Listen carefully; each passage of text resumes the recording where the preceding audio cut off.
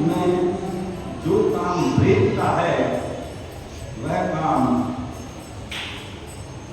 हमारे लिए आत्मा में जो है इंद्रियों के रोग पर जो शब्द उपयोग किया जाता है वो संयम है। अब ये संयम धर्म कैसे है, उत्तम संयम कैसे होता है? जब यह संयम धर्म सम्यक दर्शन से युक्त हो तो इसे हम उत्तम संयम धर्म कहते हैं। संयम धर्म कैसे होता है? सबसे पहले तो हमारे इंद्रियों पर संयम। हमारी कौन सी कितनी इंद्रियां हैं? 5 इंद्रियां। छठवां मन, क्योंकि मन ही इंद्रियों पे कंट्रोल करता है। इंद्रियां अपने आप सक्रिय नहीं होती, पूरे शरीर पे नियंत्रण जो होता है वो मन का होता है और मन बहुत चंचल होता है। मन की गति सबसे तेज मानी जाती है और मन में द्वंद्व होता है। हर समय मन को निर्णय लेना पड़ता है, क्या करें और क्या ना करें। तरह तरह के विचार आते हैं, विभिन्न प्रकार के विचार आते हैं। तो मन पे सबसे पहले संयम रखना, मन के घोड़े पे लगाम रखना, मन को काबू में रखना, यह संयम। पहला तो हो गया इंद्रिय संयम, जिसमें 5 इंद्रिय और आगे एक इंद्रिय पर बात करेंगे। दूसरा है प्राणी संयम। 6 काया के जीव हैं, एक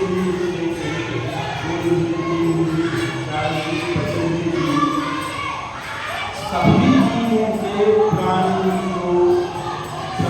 को नष्ट ना हो, इस बात का जब ध्यान रखा जाता है। कौन कौन से प्राणी?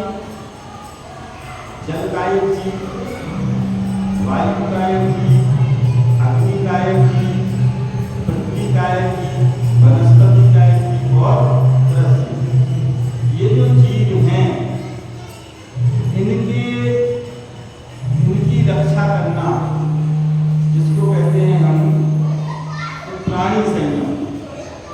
तो ये प्राणी संयम और इंद्रिय संयम जब मन वचन काया की शुद्धता से होता है तो वह उत्तम संयम धर्म होता है। अब यहाँ पे प्रश्न उठेगा कि जो पंचेंद्रिय के विषय हैं, तो जो इंद्रियां हैं, इंद्रियां हमेशा अधोमुखी होती है। अधोमुखी अर्थात इंद्रियों को अगर स्वतंत्र छोड़ दिया जाए, मन को स्वतंत्र छोड़ दिया जाए, तो वह उसकी गति जो होती है वो नीचे की ओर होती है। उस पर नियंत्रण रखना बहुत जरूरी है। जैसे ये बच्चे पतंग उड़ाते हैं, पतंग आसमान में लहराती है, ऊंची उड़ती जाती है, लेकिन उस पतंग पे एक नीचे जो धागा से खींच रहा है, उस पतंग की डोर से उस पतंग का नियंत्रण है। पतंग तो चाहती है कि हम इस नियंत्रण से मुक्त हो जाएं। इसी प्रकार हमारी इंद्रियां चाहती हैं कि हमारे ऊपर किसी का नियंत्रण ना हो। लेकिन याद रखना, पतंग तब तक ही उड़ती है जब तक उस पर धागे की लगाम है। धागा टूटा तो पतंग वो दिखाकर नीचे आ जाएगी। संयम रूपी जब हमारा जब संयम टूटता है तो इंद्रियां आत्मा को नीचे की ओर अधोमुखी जो होती है, पतन की ओर पथ भ्रष्ट कर देती हैं। एक उदाहरण आता है कि हमारी 5 इंद्रियां हैं। 5 इंद्रियों में जो सबसे पहले आपको उदाहरण रसना इंद्रिय, कौन कौन सी इंद्रिय है?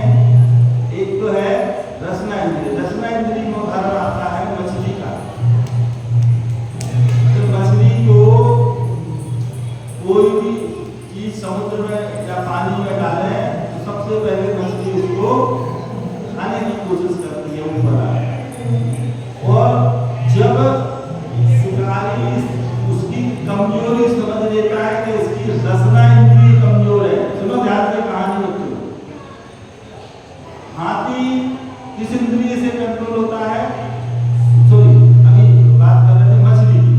हाथी बात मछली जो है रसना इंद्रिय से की कमजोरी के कारण जाल में फंस जाती है। जैसे एक क्या करता है शिकारी, क्या है, आटा जो है आटे में आटा लगा देता है और आटे में मछली जैसे ही मारती है आटा उसके मुंह में फंस जाता है और इस तरह से उसकी प्राण चले जाते हैं। क्यों चले जाते हैं मछली के प्राण? रसना इंद्रिय के कारण। जी खाने, अभी हम लोग की रसना इंद्रिय का बात है। आप क्या क्या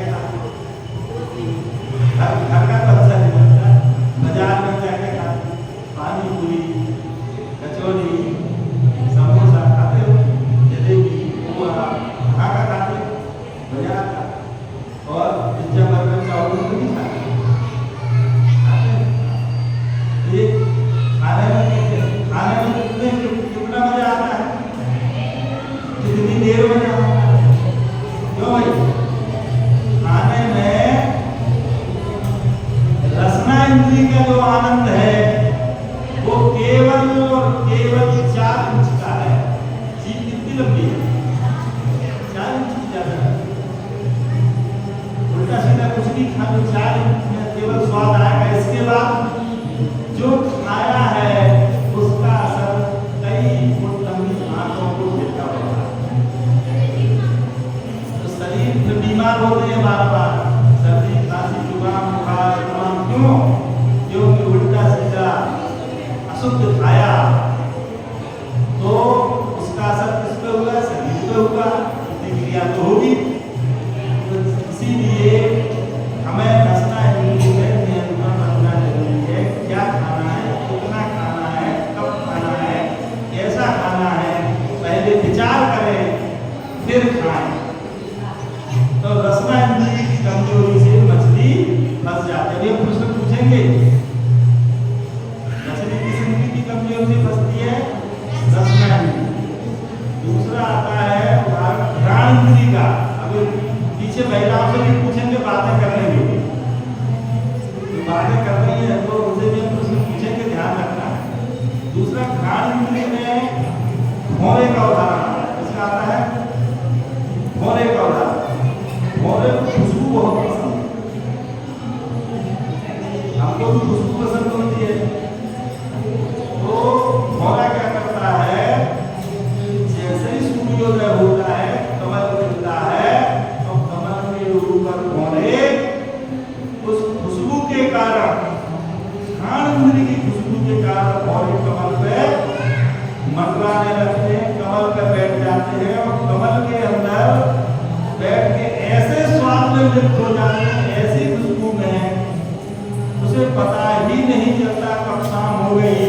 तो शाम होने पर कमल बंद हो जाता है, कमल सूर्योदय होने पे खिलता है और सूर्यास्त होने पे अपने आप, और वो भौरा उस कमल के अंदर बंद हो जाता है और उसकी मृत्यु हो जाती है। क्यों? उस एक इंद्रिय, कौन सी इंद्रिय के कारण? घ्राण इंद्रिय, सुनने की ताकत जो होती है नाक से, उसके कारण भौरा। तीसरा जो उदाहरण आता है वो है कर्ण इंद्रिय का। कर्ण माने कान। तो हिरण जो होता है उसको संगीत बहुत पसंद होता है। अगर कोई अच्छी बांसुरी बजाए, कोई संगीत बजाए तो हिरण बिल्कुल स्थिर हो जाता है। और जब शिकारियों को शिकार करने तो हिरण बहुत तेज भागता है, ऐसे बहुत फुर्तीला होगा, बहुत छलांग लगा चल भी पाता है। लेकिन उसे जब शिकारी को पकड़ना होता है तो उसको संगीत के माध्यम से उसको इससे कर देते हैं और जाल में फंसा देते हैं। किस इंद्रिय के कारण हिरण फंसता है? कर्ण इंद्रिय के कारण। चौथा वाला आता है नेत्र, आँख। नेत्र इंद्रिय के कारण जो है, जिसे चक्षु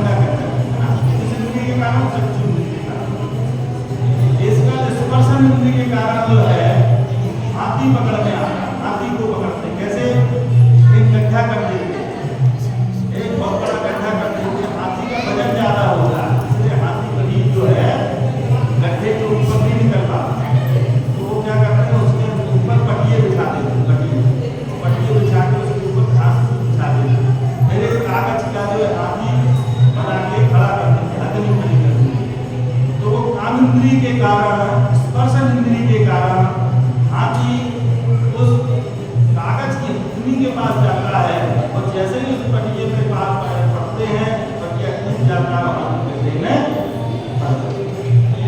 तो पांच स्पर्श इंद्रिय के कारण कौन फंसता है, जब एक एक इंद्रियों के कारण जीवों की ये दशा है तो हम तो पंचेंद्रिय जीव है, हमारे तो पांच इंद्रियां हैं, हमारा क्या हाल होगा, इस पर विचार करो। इन पांच इंद्रियों के विषय में हम पथभ्रष्ट हुए हैं, अधोगति में जा रहे हैं, तो इसीलिए हमें अपने इंद्रियों पे नियंत्रण रखना बहुत जरूरी है, उस पर लगाम रखना जरूरी है, उनको रोकना जरूरी है। अब ये तो हो गई पुरानी कहानी, अब हम आपको सुनाते हैं आज की नई कहानी। जैसे नई कहानी, एक बादशाह था, राजा, एक कौन था, राजा, राजा बहुत बड़ा होता है, उसके पास सब सुविधाएं होती है, तो उस राजा ने अपने यहाँ बहुत सारे माली को लगा रखा था कि उसके सोने वाले कमरे में अच्छी बढ़िया मखमल के बिस्तर लगाए, फूल की सब बढ़िया। अब एक बार माली रोज लगाता था, एक बार माली को लगा कि राजा तो बहुत मजे से सुता है धरती पे, और आज राजा जो है बाहर गया है तो कोई नहीं है, एक बार मैं भी तो देखूं कैसा लगता है सुता है, क्यों, खुशबू के कारण, घ्राण इंद्री, कौन सी इंद्री, घ्राण इंद्री, कमरे को खूब सजाता था, किसके लिए, राजा के लिए। अचानक एक दिन उसके मन में आया कि चलो आज मैं इस पलंग टेरेस के तरफ मैं सो के देखता हूँ थोड़ा सा 2 मिनट के लिए। अब 2 मिनट के लिए देखता है इतने में अच्छा बढ़िया खुशबू का मामला, तो नींद लग जाती है। अब नींद लग जाती है तो फिर नींद है, नींद लगने के बाद तो होश ही नहीं रहता, तब तक राजा आ जाता, राजा कहता अरे इस माली की इतनी हिम्मत थी मेरे बिस्तर पे सोया, तो वो बुलाता है सैनिक को, कहता है इसे 50 कोड़े लगाओ, क्या कहता है इसे 50 कोड़े लगाओ। इसकी हिम्मत कैसे हुई, राजा के बिस्तर पे सोया, तो उसे कोड़े मारे जाते हैं, तो माली हंसने लगता है, तो राजा को गुस्सा आती, ये हंस क्यों रहा है, वो कहता है 50 और लगाओ, इसको 50 कोड़े और लगाओ, क्योंकि ये हंस रहा है, इसका मतलब ये ठीक है, इसको भी अपनी गलती का दुख नहीं है, पश्चाताप नहीं है। जब वो 100 कोड़े के बाद भी हंसता रहता है तो राजा पूछता है तुम हंस क्यों रहे हो, तुम्हारी चमड़ी उधर गई, तुम हंस रहे हो, तो वो कहता है माली कि अरे मैं इसलिए हंस रहा हूँ कि ऐसे बिस्तर में 1 घंटे 1 दिन सोने से मुझे 100 कोड़े लगे, मुझे रोज सोता उसे कितने कोड़े लगे, ये सोच के हंस रहा हूँ। मेरी तो गलती हो गई, मैं तो केवल 1 दिन के लिए सोया तो मुझे 100 कोड़े लगे, तो जो रोज इन बिस्तरों में सोता है उसे कितने कोड़े लगेंगे, ये सोच के हंस रहा हूँ। तो अभी एक एक इंद्रिय के जो है सेवन से जिनने अपनी जान गंवा दी, जैसे अभी हमने बताया स्पर्श इंद्रिय से कौन, हाथी, और घ्राण इंद्रिय से मोरा, कर्ण इंद्रिय से हिरण, रसना इंद्रिय से मछली, और कौन सी इंद्रिय बची, चक्षु इंद्रिय से पतंगे। जब अपने प्राण गंवा देते हैं तो हम तो पंचेंद्रिय हैं, तो हमारी क्या दुर्दशा होगी, क्योंकि संयम जो है सबके बस की बात नहीं है। समझो कितनी गतियां होगी, गतियां कितनी होती? चार। कौन कौन सी? हाँ, नरक गति। चार गतियां होती हैं, तो ध्यान रखना। चार गतियों में केवल मनुष्य गति ऐसी है जहां इंद्रियों पे संयम संभव है।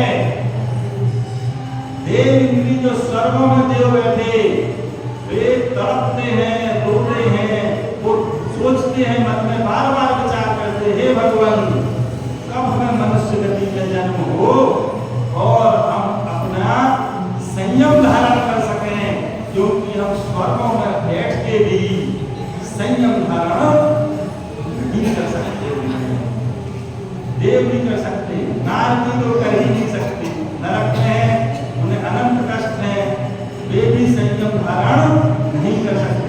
तो त्रियंज को हम देख ही रहे हैं, पशु पक्षी है, ना उनके खाने का ठिकाना, ना सोने का ठिकाना, ना रहने का, उनका कुछ नहीं है। पशु है, केवल ताड़ना के अधिकारी हैं, उन्हें जहाँ जाए कोई जानवर उसे वहाँ मार के भगा देते हैं।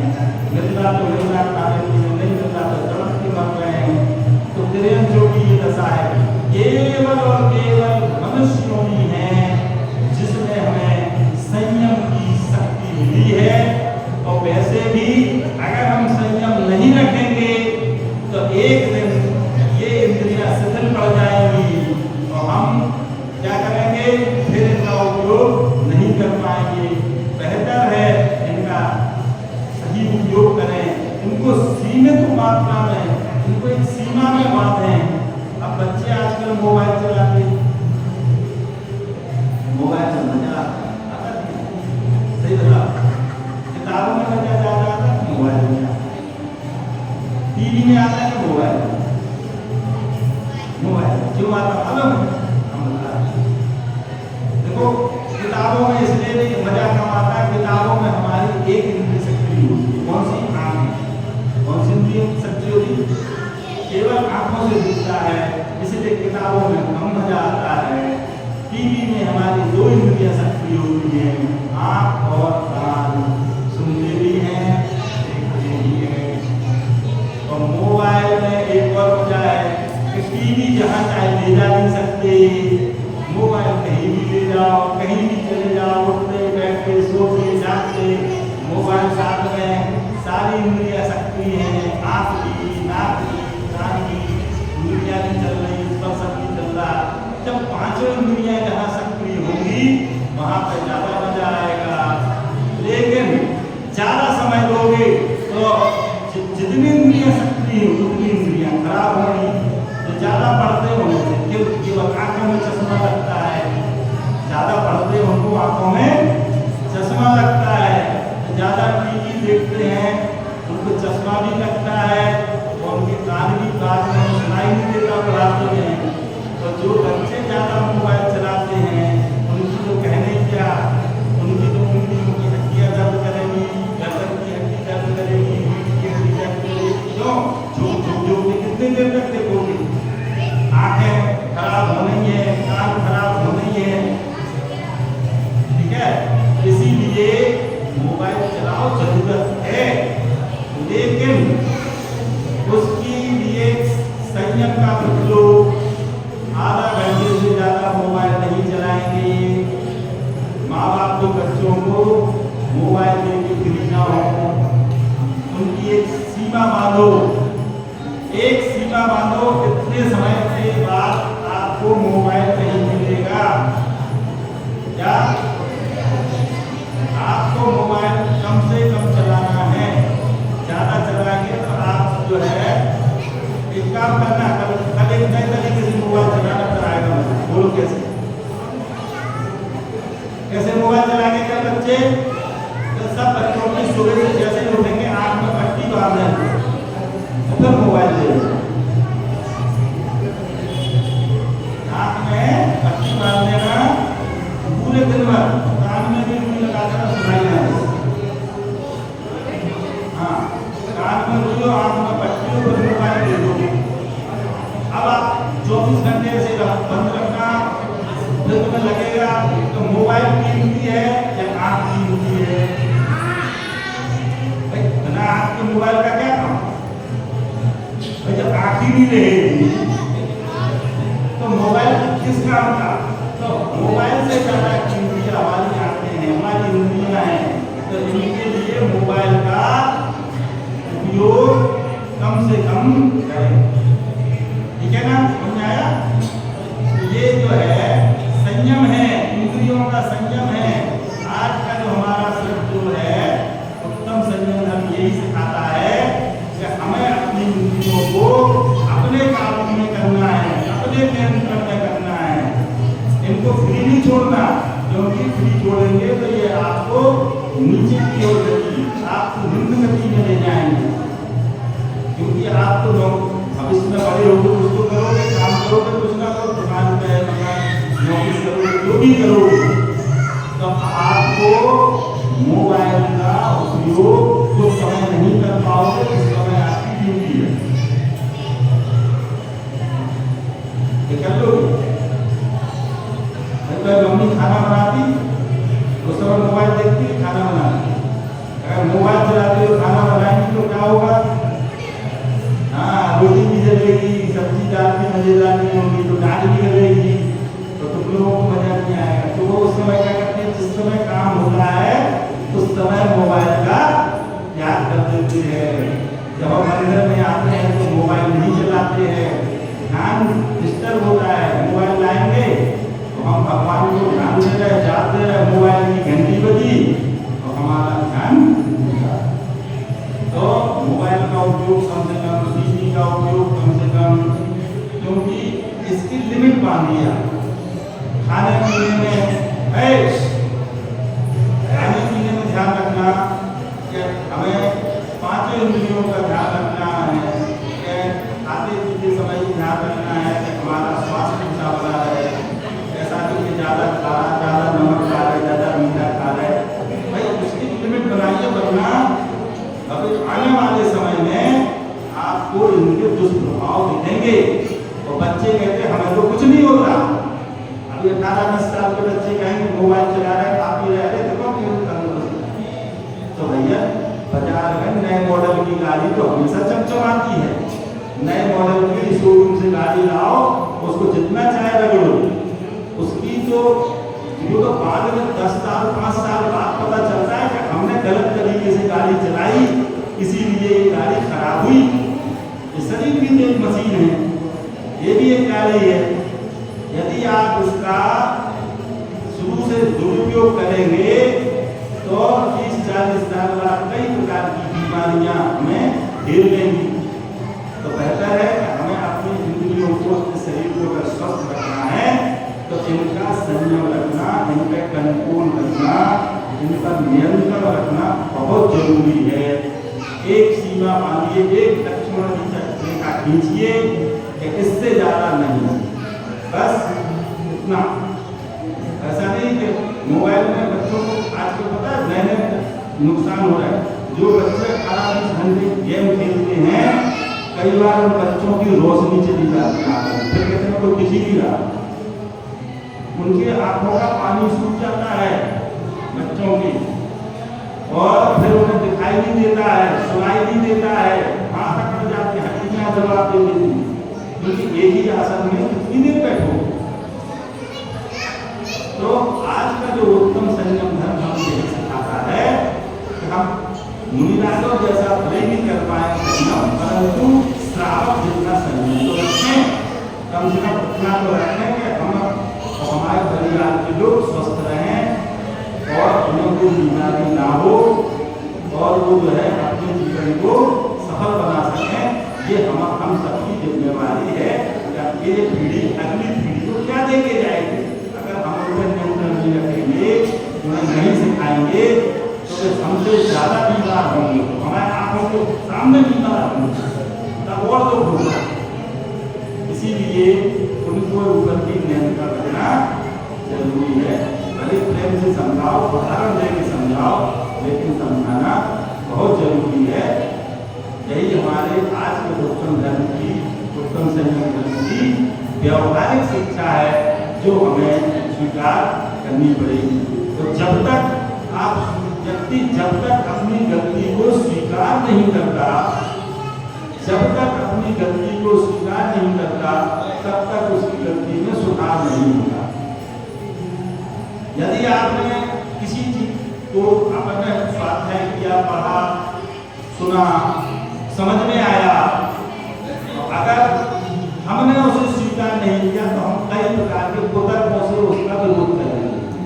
तो अगर स्वीकार कर लिया तो थोड़ा थोड़ा थोड़ा सुधार करते जाएंगे, तो फिर एक समय बाद उसमें सुधार आ जाएगा। दूसरा ये है कि जीवन में आप लोग बताइए, आप लोग जो काम करते हैं तो सोच समझ के करते हैं कि बड़ी सोच करते हैं? एक लक्ष्य होता है, कोई भी काम हम करते हैं उसमें एक पथ है, मार्ग है, हमारी एक मंजिल होती है कि हमें क्या करना है, क्या करना है। जब तक आपका लक्ष्य निर्धारित नहीं होगा तब तक आपका पथ भी नहीं बनेगा, और तब तक आपको कितने समय सीमा निश्चित करोगे तो फिर लोग परेशान होते हैं। जिनका कोई लक्ष्य नहीं होता वे सफल नहीं। जैसे छोटे छोटे बच्चे, उनका कोई लक्ष्य नहीं, बोले किसी से पूछे क्यों पढ़ रहे हैं, बोले बस पढ़ रहे हैं, स्कूल जा रहे हैं। उन्होंने कई बच्चे ऐसे जो कॉलेज में भी आ गए, उनका जीवन में अभी तक लक्ष्य ही बना करना है, क्योंकि लक्ष्य ही आपको शक्ति देता है कि हमें कितनी मेहनत करना है, किस स्पीड से मेहनत करना है, कितने समय में अपने लक्ष्य को प्राप्त करना है। जब समय सीमा और लक्ष्य निश्चित हो जाता है तो उसके रास्ते भी नजर आने लगते हैं, और फिर उस रास्तों पर हमें स्वयं चलना पड़ता है। तो एक न एक दिन, एक समय ऐसा आता है जब हम अपने लक्ष्य को प्राप्त कर लेते हैं। लेकिन जिनका लक्ष्य ही नहीं है वो कहते करना क्या, देखा जाएगा, जब होगा तब देखा जाएगा। तो लक्ष्य निर्धारित करें, क्योंकि यहाँ से अगर आपको दिल्ली जाना है, सबको समझना, एक उदाहरण, यहाँ से आपको दिल्ली जाना, लक्ष्य दिल्ली पहुँचना, कब पहुँचना है?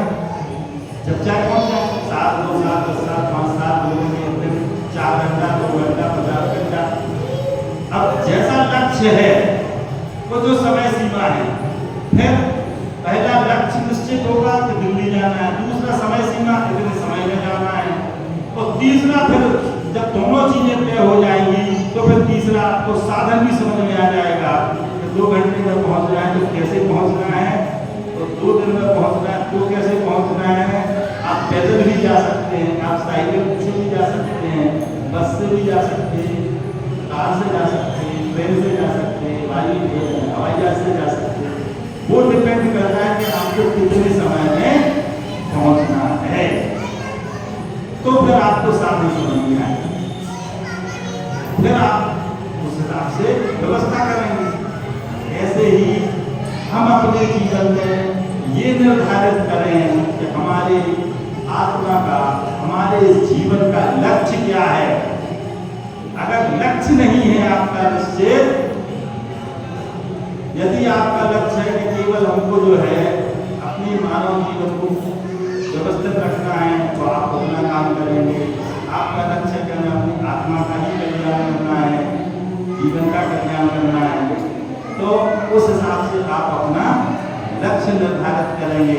तो जब आपका लक्ष्य निर्धारित हो जाएगा तो आपको उसके रास्ते अपने आप पता चल जाएंगे कि अगर आपको उत्तम सही संयम धर्म धारण करना है तो वो कैसे होगा, कहाँ जाना है, साधुओं की शरण में, गुरु की शरण में जाना है, वो रास्ता बताएंगे, मार्ग बताएंगे, और आपके अंदर कितनी भूख है, कितनी जल्दी पहुंचना चाहते हैं, फिर आपको वो साधन भी आएगा और वो तरीका भी बताया जाएगा, और फिर आप उस रास्ते पे चलना आप ही को, और आप उस लक्ष्य पर उतनी जल्दी पहुंच सकते हैं।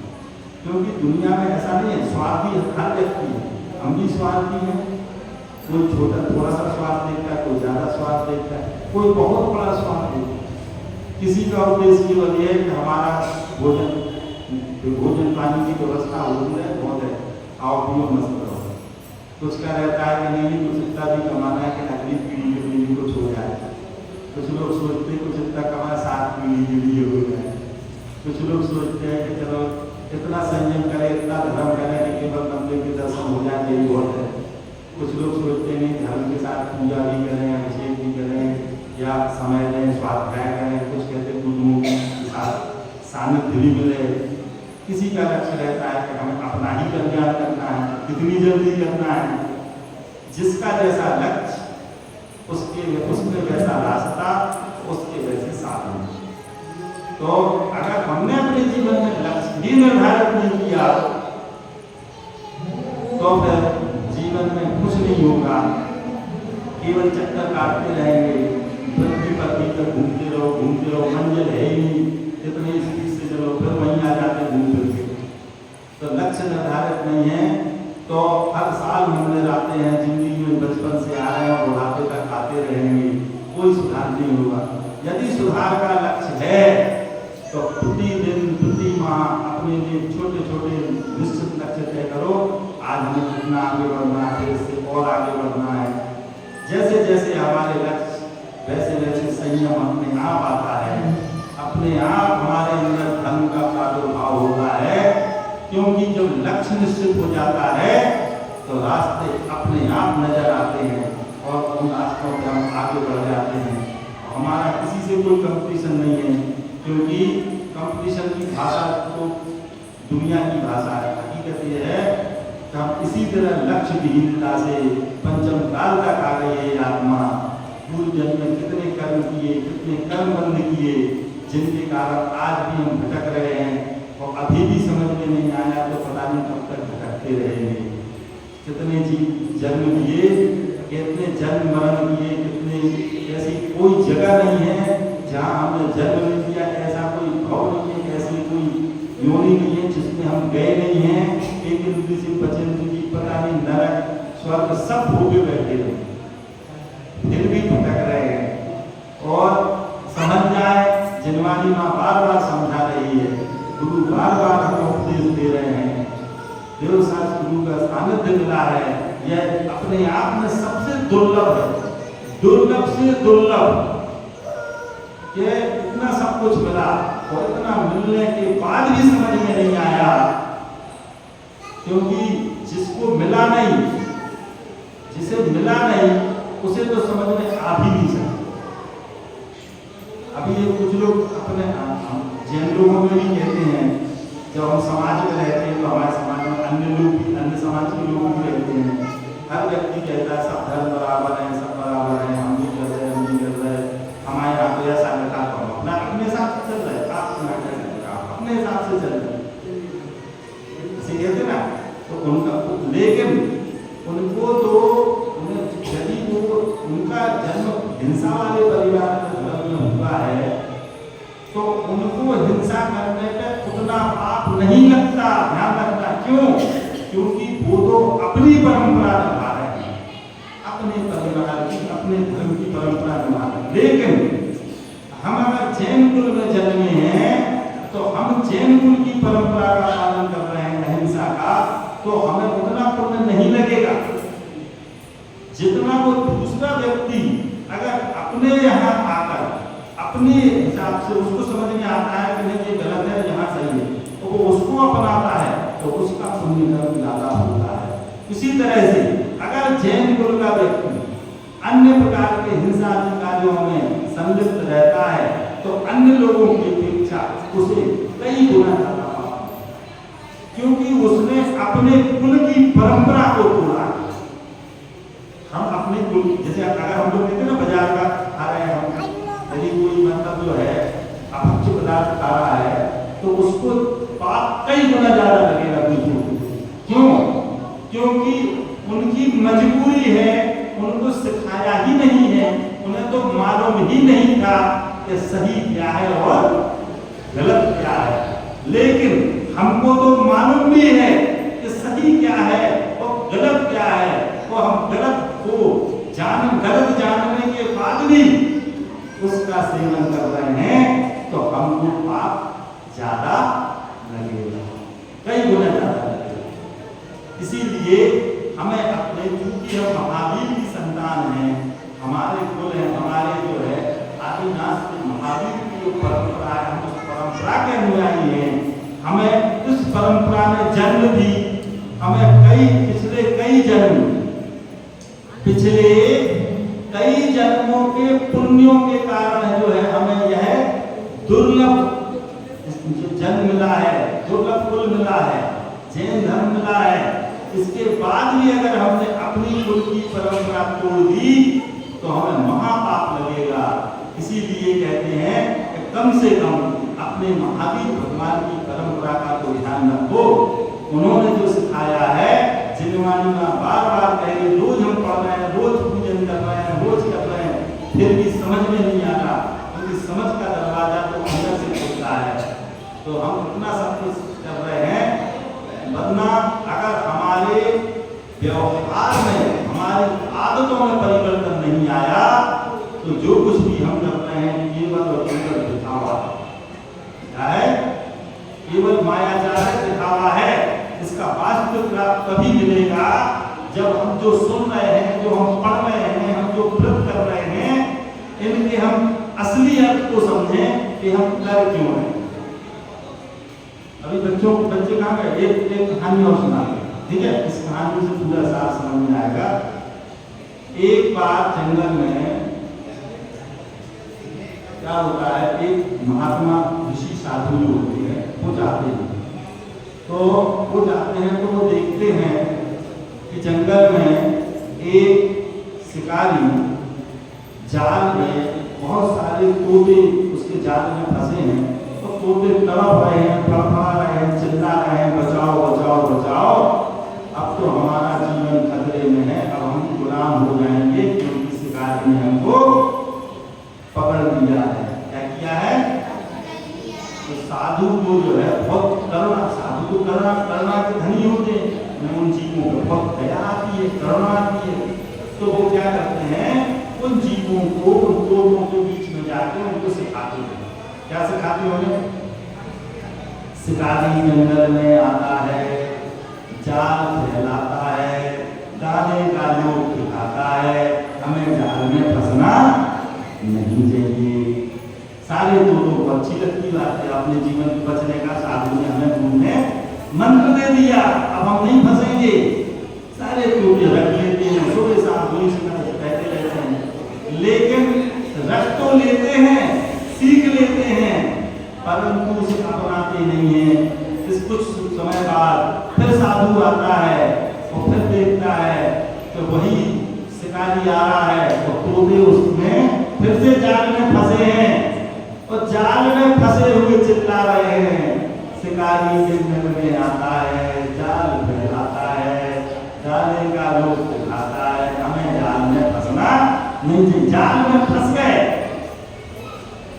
रख के गए थे, तो रटी हुई विद्या यहाँ जब तक उसका भावार्थ नहीं समझेंगे तो रटी हुई विद्या काम नहीं आती। तो कुछ जातकों को क्या है, तोते फंस गए, फंसे हुए गा रहे हैं, कहीं वही स्थिति हमारी तो नहीं है कि हम व्रत भी कर रहे, पूजन भी कर रहे, रोज मंदिर आ रहे, अभिषेक कर रहे, स्वाध्याय कर रहे, सब उपवास कर रहे, सब कुछ कर रहे, लेकिन मन में मायाचार है। मन में ना हम किसी धर्म का पालन कर रहे, व्यवहार में हमारे अंदर कोई परिवर्तन ही नहीं आया। कितने वर्ष हो गए हमें मंदिर आते आते, बताओ कितने वर्षों से पूजन कर रहे, अभिषेक कर रहे, सब कुछ कर रहे, इसके बाद भी अगर हमारे अंतर्मन में परिवर्तन नहीं आया तो उन फंसे हुए जो रटे लगाए तोते थे उनमें और हमने क्या फर्क? उन जैसी तो हम हैं। रोज यहाँ पढ़ रहे हैं कि काम क्रोध नहीं करना, अहंकार नहीं करना, मन नहीं करना, ये नहीं करना, वो नहीं करना, रोज पूजन में पढ़ रहे हैं, रोज कर रहे हैं, और इसके बाद यहाँ से निकलने के साथ फिर कोई शुरू हो गए, इसको डाका, उसको मारा, इसको ये किया, उसको ये किया, चोरी, सब सारे पापों में लिप्त हैं। हमारे अंदर अगर परिवर्तन नहीं आया तो सब व्यर्थ है। ऐसा 10 लक्षण कर्म बनाना व्यर्थ है। यदि हर 10 लक्षण कर्म में कम से कम हम एक अपनी बुरी आदत छोड़े, रोज कुछ ना कुछ अपने आप में सुधारना है तो कंस्ट्रक्शन पर बनाना सार्थक है। अन्यथा ये जो है केवल खोखला है कि हमने केवल सुन लिया सुना दिया, हमारी कीमत 100 रुपये वाली मूर्ति जैसी हो जाएगी। कैसी? अनमोल मूर्ति नहीं है, 100 रुपये सुना और निकाला, बोल भी दिया। तो इस तरह से हमें वास्तव में उत्तम संयम धर्म के दिन अपने जीवन में कुछ ना कुछ संयम रखने की, एक अपनी निश्चित सीमा तय करने की अपन को नियम लेना पड़ेगा, तभी हमारा उत्तम संयम धर्म सार्थक होगा। तो ये महावीर भगवान की है। कुछ क्वेश्चन पूछे? चलो चलो बैठ जाओ बेटा, क्वेश्चन पूछे तुम लोग। पहला प्रश्न है, बताइए रसना इंद्रिय के कारण कौन सा जीव अपने प्राण गंवा देता है? बोलो। मछली। शाबाश, ताली तो बजा दो भाई इसके लिए। अच्छा बताओ दूसरा प्रश्न के कर्ण इंद्रिय के कारण कौन सा जीव जो है अपने प्राण गंवा देता? बताइए। हैं? चिंटी। बताओ। कर्ण इंद्रिय से। हाँ ध्यान से भी सुना नहीं, कर्ण इंद्रिय से। बोलो। हिरण। बहुत बढ़िया, इसके फिर से ताली बजाओ। आगे लगे चलो। अच्छा बताओ स्पर्शन इंद्रिय के कारण कौन सा जीव जो है? बताओ। हाथी। बहुत बढ़िया। अच्छा बताओ जो राजा होता है जब अपने नौकर को बिस्तर पर सोते हुए देखता है तो उसे कौन सी सजा देता है? बोलो। कौन सी सजा देता है? 50 कोड़े लगाने। हाँ 50 कोड़े लगाने की सजा देता है। और इसके बाद क्या होता है? जब उसे 50 कोड़े पड़ते हैं तो वो क्या करता है? हंसता है। तो हंसने के बाद फिर उसे क्या कहता है राजा? हाँ कितने कोड़े? 50 कोड़े को हर लगाने का। ध्यान से सुना करो। अच्छा इसका भावार्थ और बताओ कि वह जो जिसको कोड़े लगाए जाते थे नौकर को, माली को, वो हंस क्यों रहा था? बोलो हंसो, क्यों हंस रहा था?